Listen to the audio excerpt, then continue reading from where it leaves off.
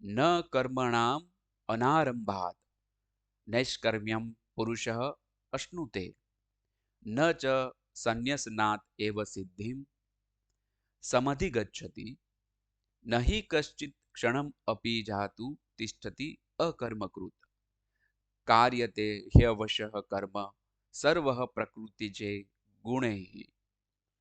इसमें भगवान अर्जुन को बता रहे हैं कर्म के आरंभ के बिना मनुष्य न तो निष्कर्मता को प्राप्त कर सकता है और न तो कर्म का त्याग करने मात्र से सिद्धि प्राप्त कर सकता है। सचमुच कोई भी मनुष्य कभी भी क्षण मात्र भी कर्म किए बिना नहीं रह सकता। इसलिए सभी मनुष्यों को प्रकृति युक्त गुणों से परवश होकर के कर्म तो करना ही पड़ता है।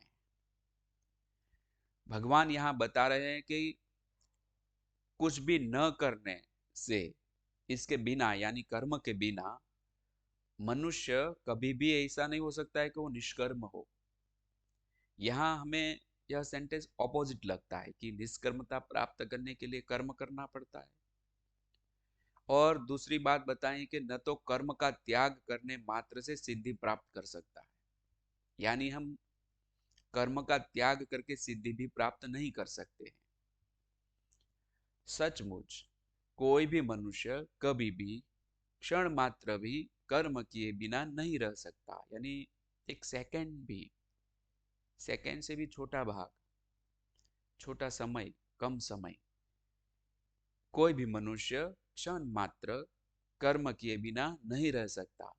इसलिए सभी मनुष्यों को प्रकृति युक्त गुणों से परवश होकर के कर्म तो करना ही पड़ता है, चाहे वह अभ्यास हो, बिजनेस हो, जॉब हो, समाज सेवा हो।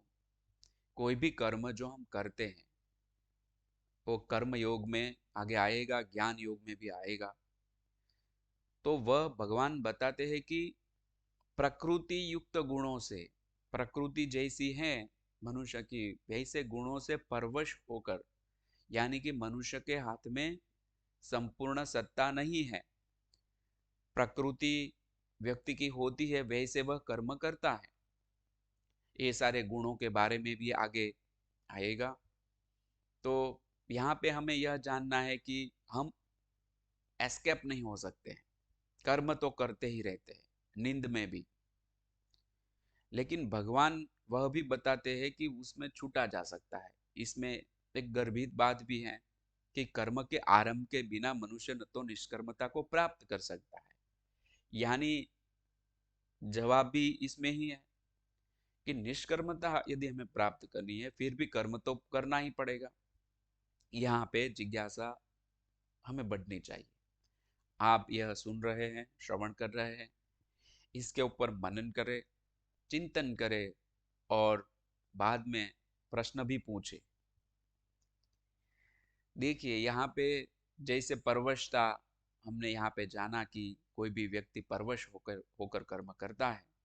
तो पपेट पपेट शो हम देखते हैं कि जो पपेट शो वाला जो व्यक्ति है वो पपेट्स को नचाता है।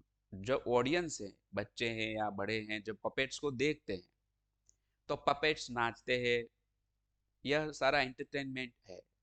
लेकिन इसको नचाने वाला जो होता है व्यक्ति, इसके हाथ में पपेट्स की रस्सी है, डोरी व्यक्ति के हाथ में है जो नचा रहा है।